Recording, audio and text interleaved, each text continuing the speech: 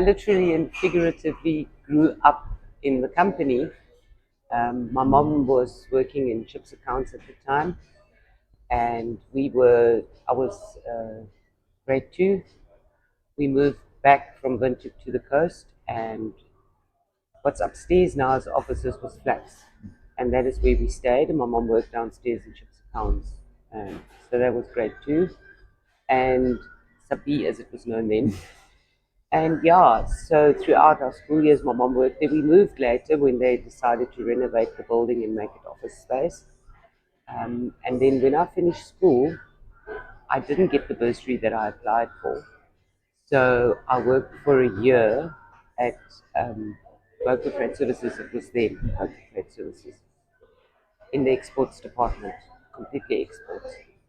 But before that, while I was still in school, the last few years, holidays, I worked as a data capture in the computer room, which was air-conditioned, isolated, very clinical environment where you literally sat and captured invoices onto the then server, which was all very manual. That was my holiday job in the company. And then I was employed in the exports department. When I moved to Cape Town, one of my clients from Vocal Freight Services at the time employed me in Cape Town, and then after a couple of years when I decided to come back, it was a fait accompli. I was back in the company. I ended up back in exports, which I didn't really want to be, and I nagged Mr. Wolf. Those years it was Uncle Paul and Uncle Harold, and then suddenly I was working there because, I mean, we grew up as them being family friends. It was Mr. Wolf and Mr. Denewald. And I nagged him. I wanted to be in ships agency. I really did. I think I drove him insane at some stages. Eventually I got my way, and I was an apprentice, like, real happy. And I think he might have alluded to the fact how we used to sequence vessels with manual little strips of paper shoved into little plastic pockets. And we were all very dedicated, hardworking, but very dedicated. Working late at night, you know, those documents that you used to do, there was no computers then, and every carbonized CTBC shipping order had 7 pages, and the Burroughs printer would only take 4 at a time. So every document you did was twice, you had to print it twice. But those years, it was 140 containers of fish meal at a time, 250 containers of canned fish at a time. That was in the seasons. So Atlantic canned fish at the time was like the exporter mostly to South Africa on the weekly coastal services. And we used to work late at night, and we used to have fun while we were doing it. You know, nobody really likes to work late, but it was good. And you learned a lot. And then computers came in, and it was, for the older generation, it was a huge adjustment. For us younger people, it was already an adjustment at the time, but for the older generation, it was really an adjustment. But anyway, we used to joke around and say CD backslash, CD backslash. That's all we could remember from the courses. But quickly got used to it. We had the telex machines, the telex where you would ring the bell for the captain to answer you, especially if you had an emergency evacuation, a medical evacuation. You would communicate live with the vessel, but you would ring the bell for the captain to come, and then you would communicate. Everything was done on telex. We had a telex operator, but most of us agents did our own telexing because you knew what you wanted to say, etc. Yeah, and then it just developed that the ships agency division, Vocal Freight Services ships agency division, just became reasonably strong those years. And there was a trawler division, and there was the normal division. And then Mr. Deneville had this vision that we would all decentralize and become little wholly owned subsidiaries of the company. And Manica Group Namibia, it was then changed to Manica Group Namibia. So we became Ocean Liner Services in July 1995 as a division. But Ocean Liners was divided into 2 divisions.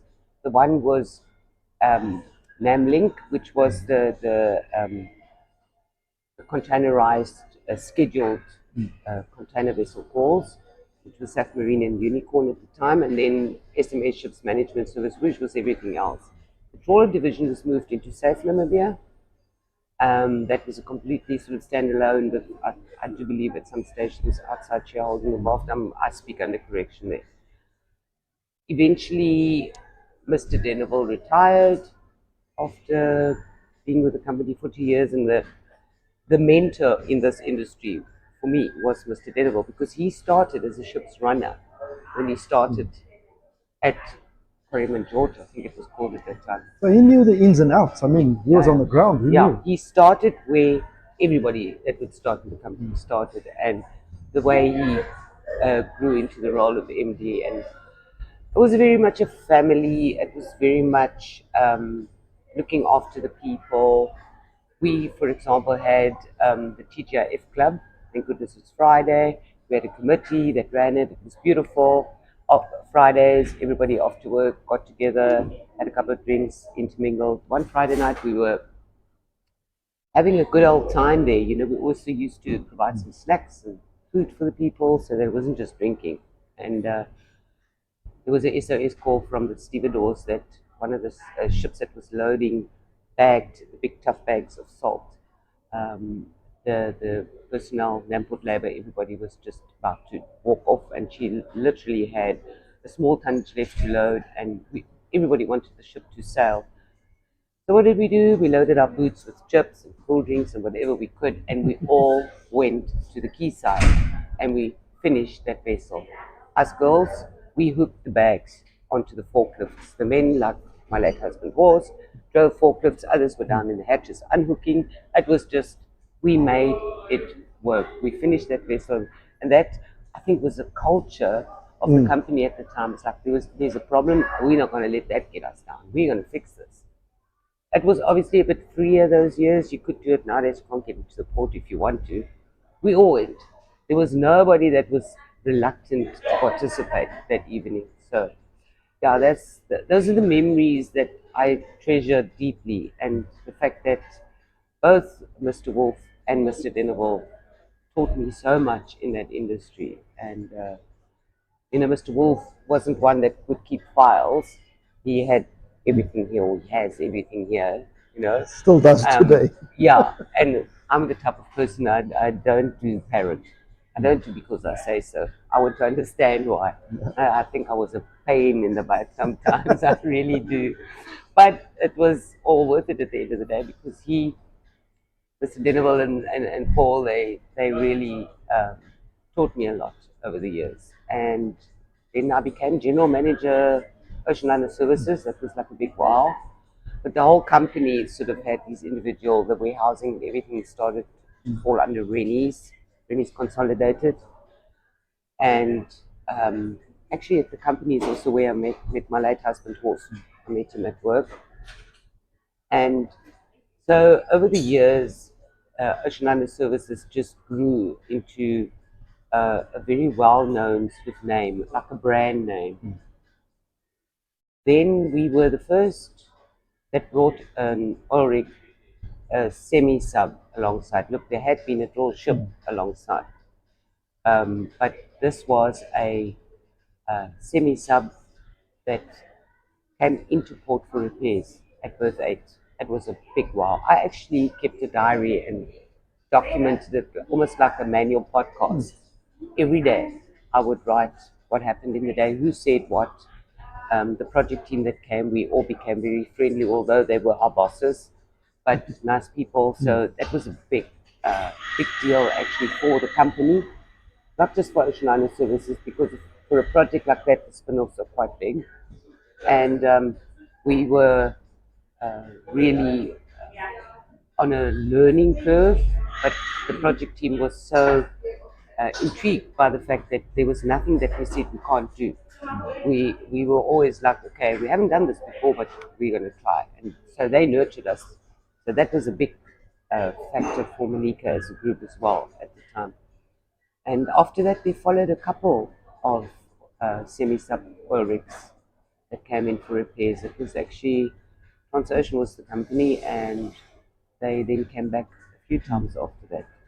I mean, that's how Ocean Liners also cemented its reputation as being able to handle, oil and gas type of requested vessels. And also Paul Wolf's contacts in the oil and gas industry. He had formed relationships over the years, and they continued and continued. And I think that understanding, because it's such a different industry, you can make it work with any division that you've got in a big company like Manica, but you also need people that are specialized in their area of expertise, and then you put them all together, and then it works. Yeah. So yeah, that was definitely a big plus point for the group at the time. Also with Paul Wolf's input there on the oil and gas side. Um, Apart from the rigs, any other highlights that you fondly remember? there were so many times that we would just celebrate a new appointment, a new contract. Celebration was just, we also had a bell. You ring the bell when you get a new project or a new client or something. The passenger liners, they were part of who we are. They were. It's a prestige business to be in, the cruise liner, and being German speaking. A lot of them being German speaking, that was obviously a benefit at the time. So if I think back now, there were so many wow factors other than the rig that I can't, or the rigs, because there were many, I can't say. Yeah, one of the biggest challenges for us was when Mr. Deneville retired, and we had to get used to a new MD. And strangely, the MD was then the financial director, Hans van Timke, and I was in school with him. We used to play marbles on the pavement together on the way to school. My bicycle to his house, play a pot of marbles, and then off we went to primary school. Wow. But then lost contact over the years, and then he became our financial director, and then he became MD. But the officer and the gentleman that Hans Vanna is, he made it easy. We were all petrified of the transition to a new MD, but he made it easy because of the type of person that he is, and humble. And he told us, I don't know your business, but I need to learn your business. And that, I think, made it so much easier for us. That was what it was, a challenge, but then it turned out not to be that much of a challenge. One big challenge for me, and that's something I'd rather forget, was uh, under another MD when the Kronos clocking system came in, because it proved such a challenge for us as agents. It wasn't a matter of normal working hours, Not clock 8 to in 5. and clock out, and the guys wouldn't get paid their overtime. So if they had to go clear out a ship at 12 o'clock at night, they would have to first come to the office, clock in, afterwards clock out. That all didn't. So I fought for the people. I always used to say, we didn't have forklifts or trucks or anything as assets. Our assets are the people. And I fought for them, but that got me into a bit of trouble. So maybe that's one of the things that left a bitter taste in my mouth, is that fighting for people, and then a system sort of dictates, no, can't do that, no way around that. So that was a bit not good. Yeah. But other than that, the majority of I think my life, growing up in the company with my mom, who also retired after 20 years. She was from Shipscard. She went into HR, and they used to call her Mother Teresa. So it's and my sister used to work in the local travel office before she moved to Cape Town. So there's a history in our family of the company and the people involved. And the beauty of it is that you still have contact with so many people. I mean, I've contact with Mr. Wolf, I have contact with Mr. Denver, although he lives overseas. We chat every now and then on the phone. And Savannah, when we see each other, we chat. It's nice to have the contact with the people that had an impact in your life, in your career. But there were many, and I'm sure there's some people that might see this and say, hey, you didn't mention me, but I'm right now just reminiscing about the past, and if I've forgotten anybody, I'm sorry. Do you have a message for the young new Yes. agents and people coming up in the ranks in the group?